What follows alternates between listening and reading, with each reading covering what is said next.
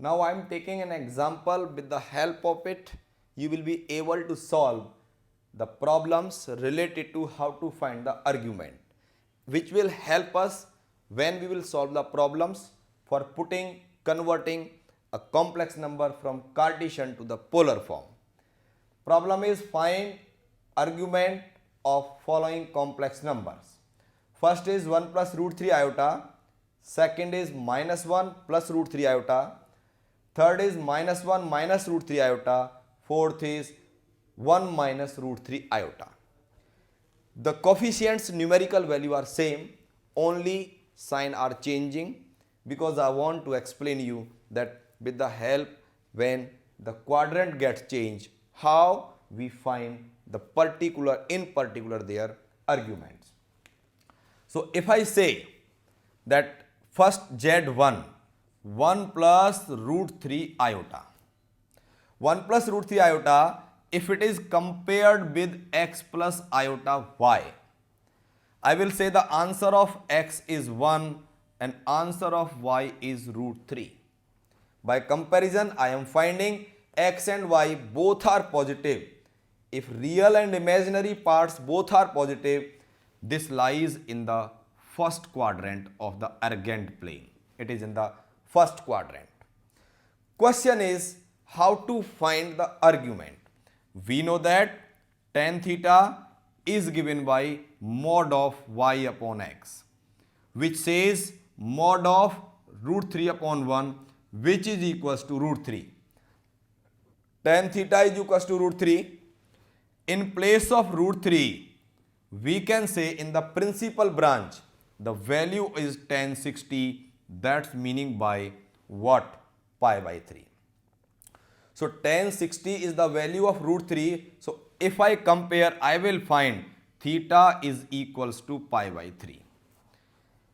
And I explained you previously that if the complex number is lying in the first quadrant, then the argument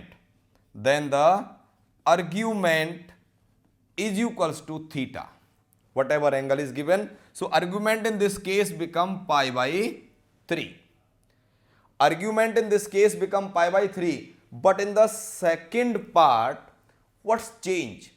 The change is minus 1 plus root 3 iota. That is, the value of x is minus and value of y is plus. Numerically these are same as in the first case, only the sign of x is changed. So with the help of this, we can say if I take the second complex number Z2. So to explain you, that is Z2 is minus 1 plus root 3 iota. If compared, we get x is minus 1 and y is root 3, definitely lying in the second quadrant.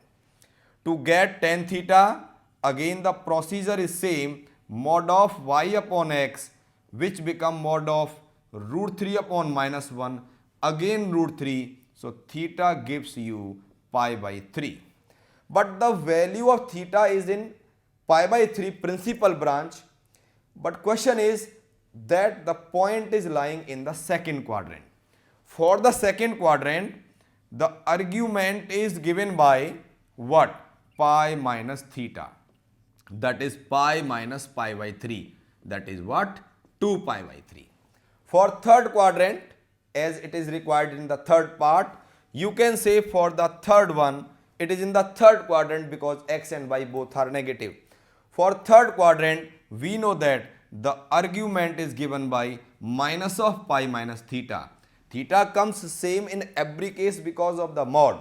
So answer will be minus 2 pi by 3 is the argument of the third part. But fourth part Z4, it lies in the fourth quadrant because x is positive, y is negative. In fourth quadrant, we say that the argument is equals to minus of theta and theta is again same pi by 3. So argument become minus pi by 3. So reason is that the value of theta comes same because tan theta is given by mod of imaginary part upon real part, but this theta helps us to calculate the argument as per the quadrants.